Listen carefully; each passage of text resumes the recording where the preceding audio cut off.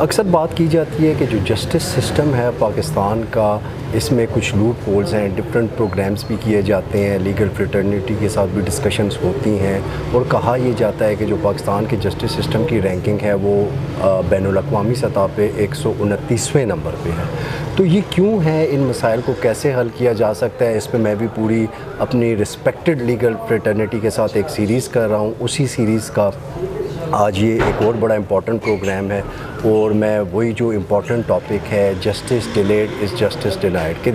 انصاف ملنے میں تاخیر کیوں ہوتی ہے، آج اس ٹاپک کو بھی میں ڈسکس کروں گا۔ میرے ساتھ انتہائی رسپیکٹڈ ہائی کورٹ کے وکیل ناصر خان جدون صاحب ہیں، جو کہ ان ایشوز پہ بات بھی کرتے رہتے ہیں، اپنا اوپینین بھی دیتے رہتے ہیں، اور بڑے سافٹ اسپوکن اور بڑی پولائٹ پرسنالٹی ہے۔ Sir thank you sir, thank you, آپ لوگ آئے۔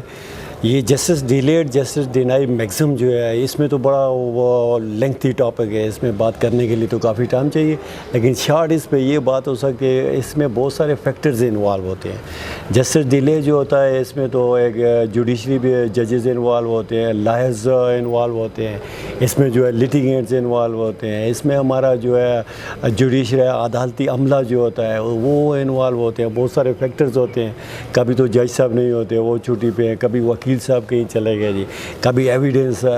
آئی ہوتی ہے ہماری، تو کوئی اسٹرائک وغیرہ ہو جاتی ہے، اس طرح کے بہت سارے ایشوز ہوتے ہیں۔ اور پھر ہمارا جو ہے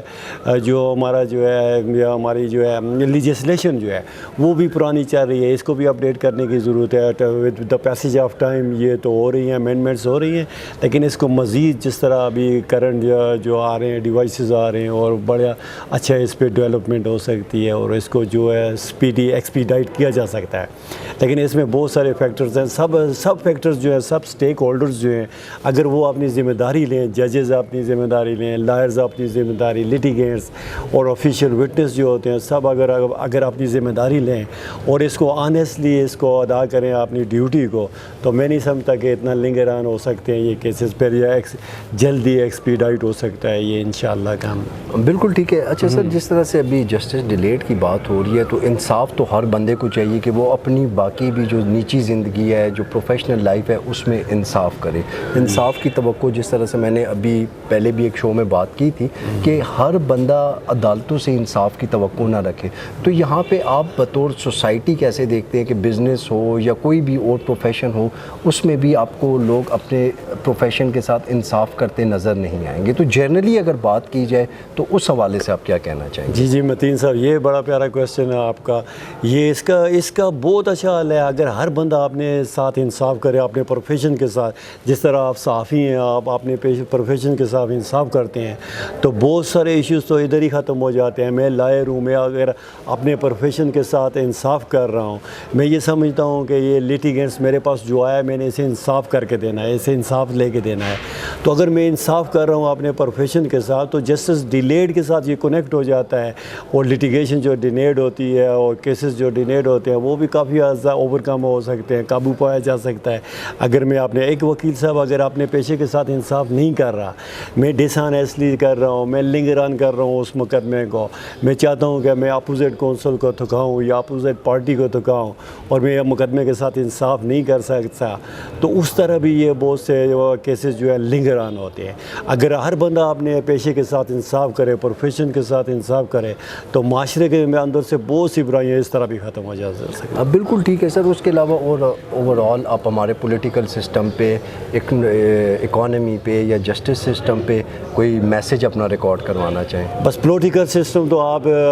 سب کے سامنے ہے، قوم کے سامنے ہے، بہت زیادہ پولیٹیکل کرائسس ہیں ہمارے ملک میں۔ پولیٹیکل سٹیبلٹی جب تک ہمارے ملک میں نہیں آئے گی تو اکنامک کرائسس یہ رہیں گے، اکنامک سٹیبلٹی بھی نہیں آئے گی۔ تو میری اس میں اسٹیک ہولڈرز جو ہیں، جو ہمارے جو ہے صاحب اختیار لوگ ہیں، ان سے میری ریکویسٹ ہے کہ وہ خدا رہا ہوش کے ناخن لیں اور اس ملک میں پولیٹیکل سٹیبلٹی لائیں۔ جب تک پولیٹیکل سٹیبلٹی نہیں آئے گی، جو ان پاور ہوتا ہے، جو اسٹیک ہولڈر جو ان پاور ہوتا ہے، تو اس کو زیادہ کرج شو کرنی ہوتی ہے، اور جو ہوتا ہے وہ آفر کریں دوسری اپوزٹ پارٹی کو، اور جب تک پولیٹیکل سٹیبلٹی نہیں آئے گی، اکنامک کرائسس رہیں گے۔ اور میرے جو ہے نیشن کی حالت آپ کے سامنے ہے، بہت زیادہ مہنگائی ہے، کرائسس ہیں، پولیٹیکل اور اکنامک کرائسس سے ملک گزر رہا ہے۔ تو جب تک اسٹیبلٹی نہیں آئے گی یہ اکنامک کرائسس پہ بھی قابو نہیں پایا جا سکتا۔ بالکل ٹھیک ہے سر، لاسٹ میں یہ کہنا چاہوں گا کہ اکثر ہم لوگوں سے، عام لوگوں سے بات کرتے ہیں، زیادہ تر ان کا یہاں پہ آنا ہوتا ہے عدالتوں میں، وہ یہ کہتے ہیں کہ انصاف لینا بہت مہنگا ہو گیا ہے، جی جی ایکسپینسو جسٹس، تو اس حوالے سے آپ کیا کہیں گے؟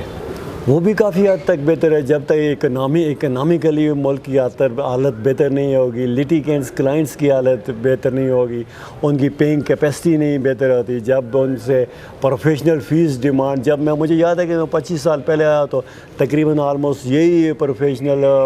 فیس تھی، اور آج بھی وہ اتنا زیادہ ان کا ہم لوگ اوپر ڈیمانڈ نہیں کر رہے، لیکن کیونکہ پولیٹیکل کرائسس ہیں، اکنامک کرائسس ہیں، لوگوں کی پینگ کیپیسٹی نہیں ہے، تو وہ نامینل فیس کو بھی بہت زیادہ برڈن سمجھ لیں اپنے اوپر۔ بالکل ٹھیک ہے sir, thank you so much, جی تھینک یو متین صاحب۔ بات کی جی، آپ نے دیکھا کہ ناصر خان صاحب جو کرنٹ ایشوز پہ بھی بات کی، انہوں نے لیگل ایشوز پہ بھی بات کی اور اکنامک ایشوز پہ بھی بات کی۔